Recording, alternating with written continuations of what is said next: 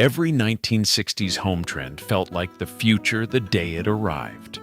Silver Christmas trees replaced real ones, dinner came sealed in an aluminum tray, and a telephone that glowed pink sat right beside the bed. Some families even buried a concrete room under the lawn, just in case the future turned dangerous. Looking back, a few of these ideas were brilliant, and one of them might still be sitting in your own backyard right now. The tree in the corner was silver, and it was never plugged in. Aluminum trees like the Evergleam came with a warning right on the box: no electric lights on the branches, because metal and wiring did not mix. So a motorized color wheel sat on the floor beneath it, humming softly, washing the needles in red, then gold, then blue. The aluminum specialty company of Manitowoc, Wisconsin sold the Evergleam as Christmas without the mess: modern, permanent, fireproof. Then a half-hour cartoon turned the country against it. A Charlie Brown Christmas aired in December of 1965, held up one small real tree against all that shine, and sales of the silver ones went into a steep decline within a few years. Somewhere in an attic right now, a color wheel is still waiting for its turn. Then Americans made an even stranger decision about dinner.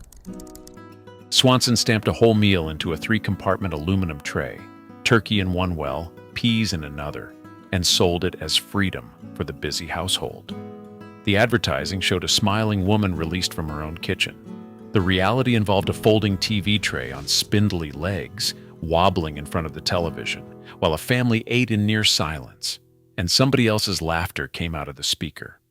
A kid at that tray learned fast which compartment held the good part and which one was saved for last.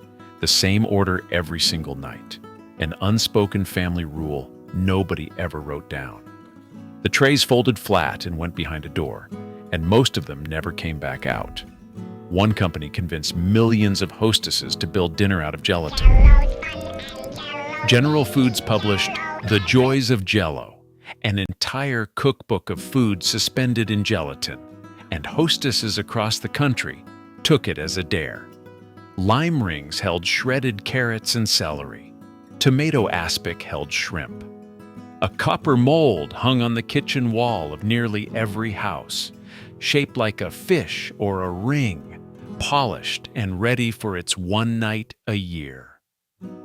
The dish announced that a hostess had time, skill, and a refrigerator that could be trusted. Almost nobody actually enjoyed eating it. A father might scrape half his portion under a napkin the moment his wife turned back to the kitchen, and everybody at that table ate a polite second slice anyway. Nobody in the family ever said out loud why they kept serving it, only that a dinner party without the mold on the table would have felt one compliment short. The next trend was built for a teenager with a secret. In 1959, the Bell system introduced a telephone built for the nightstand instead of the hallway. The Princess phone came in pink, turquoise, blue, and white, small enough to hold in one hand, with a dial that glowed in the dark. Bell told customers it was little, it was lovely, and it lit. At 11:30 on a Friday night, a girl stretched that cord under her bedroom door as far as it would reach, holding her breath, praying her father would not pick up the extension downstairs. The handset is long gone. Ask anyone who had one about that glowing dial at midnight, and watch their face change. Parents believed the next trend would protect their children, and it became something else entirely. The most serious project of the decade was a room under the backyard, stocked with canned water, a hand-crank radio, and a calendar nobody wanted to mark. After the Berlin crisis in 1961, Life magazine printed shelter plans. President Kennedy urged families to prepare, and contractors could not pour concrete fast enough. The brochures showed a family calmly playing cards beneath the grass. Then the fear faded, and the room stayed. By the end of the decade, the shelter had become the rec room, the wine cellar, the place the ping-pong table went. Some of those rooms are still down there, holding rusted cans of water for an emergency that never arrived. An entire industry decided the future should be pastel. Kitchen appliance makers across the country, General Electric among them, rolled out refrigerators, stoves, and dishwashers in Petal pink and turquoise green, and a kitchen was expected to commit to the theme. A girl doing dishes on a step stool spent half her childhood staring at the same pink enamel, close enough to see her own breath fog it in winter. The ads promised a room so cheerful that the work inside it would barely feel like work. The dishes did not agree. That refrigerator hummed through 20 years of holiday dinners, and nobody in the family ever once called it ugly out loud.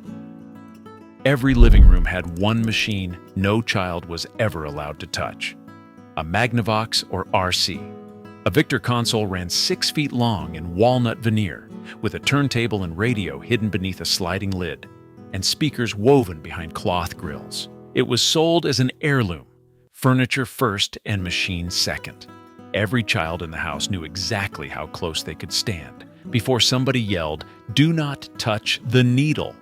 On Sunday afternoons, the lid came up, a record dropped, and the whole room shared one soundtrack because there was only one machine in the house. Somewhere, in somebody's memory, that one record is still on the platter, waiting for a needle that will never drop again. The sofa across from it was probably lying about being leather. Naugahyde was vinyl doing its best impression of leather, and it covered recliners, bar stools, and entire sectional sofas. The company behind it invented a furry little mascot called the Nauga, and ran ads claiming the creature shed its hide painlessly, so no animals were ever harmed. People got the joke and bought the couch anyway. The material wiped clean with a sponge and survived every spill in the house. And on a hot July afternoon, it grabbed the backs of bare legs like a hand. One long peeling sound every time a kid stood up too fast. Nobody has missed that sound yet. Down the hall, an entire room sat wrapped in plastic, waiting for a guest who almost never came. Many houses kept one room strictly for company, which in practice meant it was for nobody. The good living room held the good sofa under fitted plastic slipcovers, lamps that never lost their cellophane, and carpet raked until the vacuum lines showed. Children crossed it the way visitors cross a museum, hands visible, touching nothing, save for the pastor or the relatives from out of state.